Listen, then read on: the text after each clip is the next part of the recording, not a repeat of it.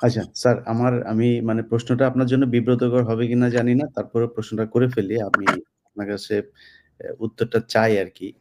বলো। আমার মনে হয় অনেক মানুষই এই প্রশ্নটা আ বিভিন্ন জনকে করে, অনেকের মাথায় আসে।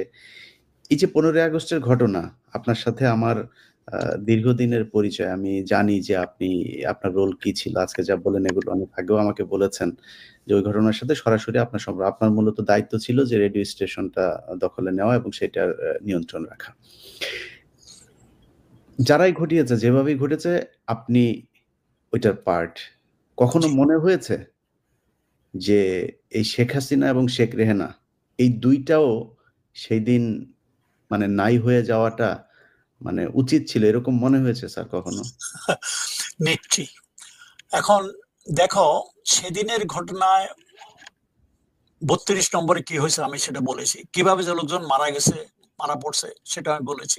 একটা কথা, সবাই বলে যে মুজিবকে হত্যা করা হয়েছে এবং শেখ হাসিনা যে বিচার করেছে ওই হত্যার বিচারে করেছে। কিন্তু আমি বলি না, মুজিবকে কেউ হত্যা করে নাই। মুজিবের মৃত্যু মুজিব নিজেই ডেকে এনেছে।